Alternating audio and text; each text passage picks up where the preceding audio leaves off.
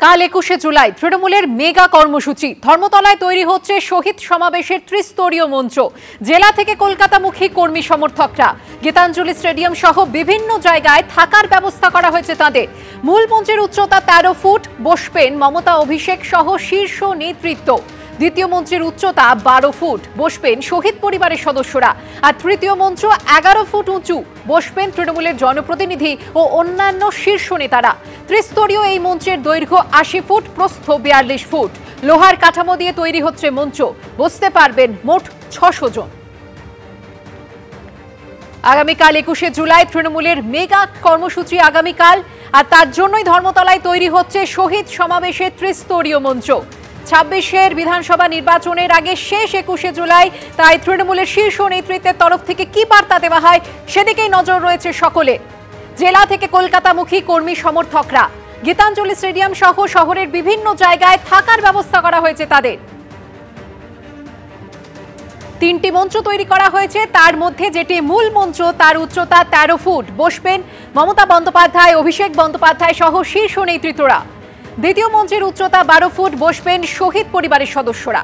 আর তৃতীয় মঞ্চ ১১ ফুট উঁচু, সেখানে বসবেন তৃণমূলের জনপ্রতিনিধি ও অন্যান্য শীর্ষ নেতারা।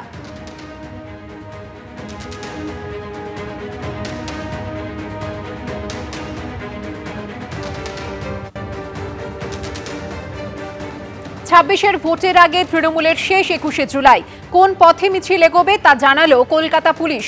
কলকাতা হাইকোর্টের নির্দেশ অনুযায়ী যানজট যাতে না হয় তা সুনিশ্চিত করতে হবে পুলিশকেই। আর সেই মতো যান নিয়ন্ত্রণ কিভাবে করা হবে আগামীকাল শহরের রাস্তায় তা নির্দেশিকা জানালো কলকাতা পুলিশ। বিভিন্ন হেল্পলাইন নম্বরও চালু করা হয়েছে পুলিশের তরফে। কোথাও কোনো সমস্যায় পড়লে সেখানে যোগাযোগ করার সুবিধা রয়েছে। আগামীকাল তৃণমূলের মেগা কর্মসূচি, আর তার আগে মিছিল কোন পথে এগোবে, যান নিয়ন্ত্রণ কিভাবে হবে তা জানালো কলকাতা পুলিশ। বিস্তারিত জানবো, কথা বলবো আমাদের প্রতিনিধি পার্থপ্রতিম ঘোষের সঙ্গে। পার্থপ্রতিম, দেখি ২১শে জুলাই উপলক্ষে বিভিন্ন যে জায়গা রয়েছে সেখানে যান নিয়ন্ত্রণ সেটা কিন্তু করা হবে। যে গাড়িগুলি চলাচল করবে সেটা হচ্ছে একেবারে কালকে ভোর ৪টে থেকে রাত ৯টা পর্যন্ত বিভিন্ন জায়গায় রেস্ট্রিকশন করা হচ্ছে। মূলত উত্তর কলকাতা এবং মধ্য কলকাতার বিভিন্ন রাস্তা রয়েছে, যেমন আমার স্ট্রিট সেটা নর্থ টু সাউথ বাউন্ড থাকবে, Bidhan Sarani south to north bound থাকবে, কলেজ স্ট্রিট সেটা হচ্ছে সাউথ টু নর্থ বাউন্ড থাকবে, রেবন road north to south bound থাকবে, Strand road south to north bound থাকবে। এরকমভাবে কিন্তু যেমন বিবি গাঙ্গুলি স্ট্রিটে street, Bentinck street, new CIT road, Rabindra Sarani, সেই সমস্ত জায়গায় কিন্তু এই যান নিয়ন্ত্রণ সেগুলি করা হবে। অন্যদিকে গুডস ভেহিকেল সেটা কলকাতা শহরে ভোর ৩টে থেকে কালকের থেকে প্রবেশ করবে না, রাত্রি ৮টা পর্যন্ত সেই বিষয়ে জানানো হয়েছে। শুধুমাত্র এমার্জেন্সি যে ভেহিকেলগুলো রয়েছে সেগুলো আসবে। বেশ কিছু জায়গা রয়েছে গুরুত্বপূর্ণ জায়গা, সেখানে কোনো রকমভাবে পার্কিং পর্যন্ত করা যাবে না। তবে ইতিমধ্যে বিভিন্ন যে পয়েন্ট রয়েছে তার মধ্যে একাধিক যে জায়গা রয়েছে সেই জায়গাগুলিতে জমায়েত হবে। যে জায়গাগুলির মধ্যে কিন্তু যে বিষয়ে তোমায় বলবো, প্রায় 7টা জায়গা জমায়েত হবে, যার মধ্যে রয়েছে শ্যামবাজার ৫ মাথার মোড়, হেদুয়া পার্ক, হাজরা ক্রসিং, পাকচাকা 7 পয়েন্ট, হাওড়া স্টেশন ও শিয়ালদা স্টেশন, এছাড়া কলকাতা স্টেশন ক্যাম্পাস, এবং সেখান থেকে বড় বড় মিছিল আসবে। সেই সমস্ত জায়গায় কিন্তু যানজট হতে পারে, তার জন্য ব্যবস্থাপনা সেটা নেওয়া হচ্ছে। এছাড়া প্রায় 22টা জায়গায় যেখানে ছোট ছোট জমায়েত হবে সেই মতো কিন্তু সমস্ত প্রস্তুতি নেওয়া হয়েছে, এবং যে রাস্তাগুলো আগে বললাম সেই সমস্ত রাস্তার থেকে যান চলাচল করবে সেই প্ল্যান, সেই রুট ম্যাপ কিন্তু ইতিমধ্যে পুলিশের তরফ থেকে করা হয়েছে এবং জানানো হয়েছে। ধন্যবাদ পার্থপ্রতিম।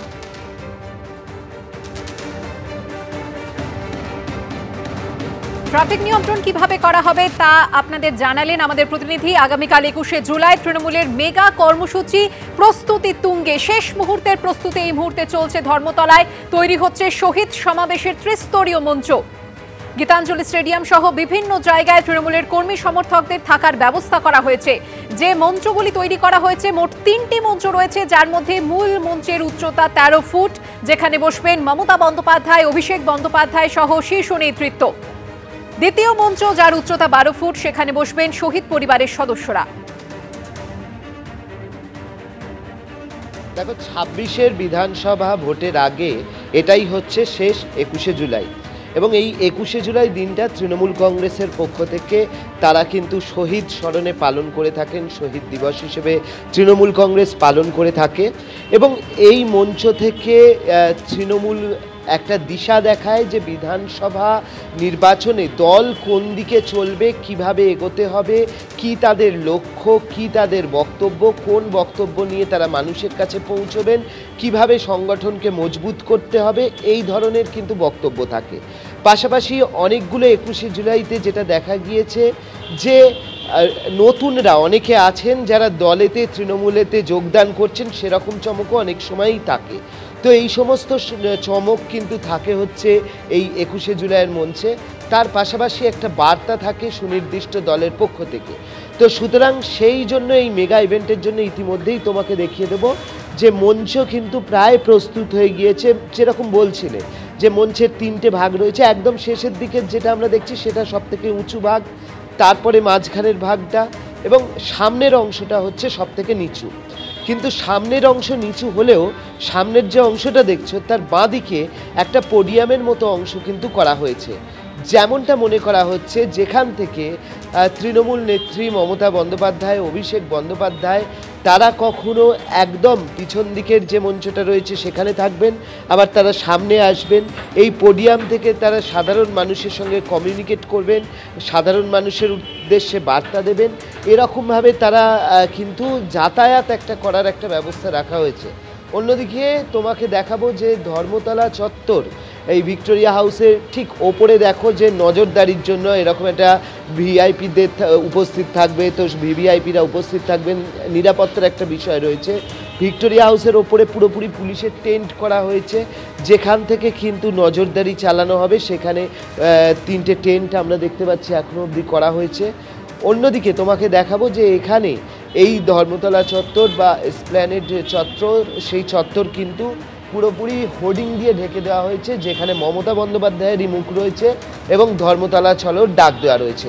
তবে এর মধ্যেও একটা বিষয় রয়েছে, হাইকোর্টের একটা নির্দিষ্ট হাইকোর্ট সময় বেঁধে দিয়েছে যে 9টা থেকে তোমার একটা সময়সীমা পর্যন্ত, সেই সময়ে যাতে যানজট না হয় 9টা থেকে 11টা, সেটা দেখার কথা বলা হয়েছে। এবং যেমনটা জানা যাচ্ছে যে মিছিলগুলো, অর্থাৎ শ্যামবাজারের দিক থেকে একটা মিছিল আসবে, স্বাভাবিকভাবে সেটা সেন্ট্রাল অ্যাভিনিউ হয়ে আসবে, হাওড়ার দিক থেকে আসবে, অন্যদিকে শিয়ালদার দিক থেকে আসবে। সুতরাং এই হাইকোর্টের নির্দিষ্ট সময়তে মিছিলগুলো যাতে রাস্তার উপরে না থাকে, যাতে ফুটপাতে যায়, সে ব্যাপারে পুলিশের পক্ষ থেকে ব্যবস্থা নেওয়া হচ্ছে। কোথায় রোড ডাইভারশনের বোর্ড থাকবে সেইগুলো ইতিমধ্যে রেডি করা হয়েছে, অর্থাৎ সেদিকেও কিন্তু নজর দেওয়া হচ্ছে। আর তার মাঝখানেই সবাই অপেক্ষা করে রয়েছেন যে 2026-এর বিধানসভা নির্বাচনের আগে শীর্ষ নেতৃত্ব এবং মমতা বন্দ্যোপাধ্যায়, অভিষেক বন্দ্যোপাধ্যায়রা কি বার্তা দেন সেদিকে।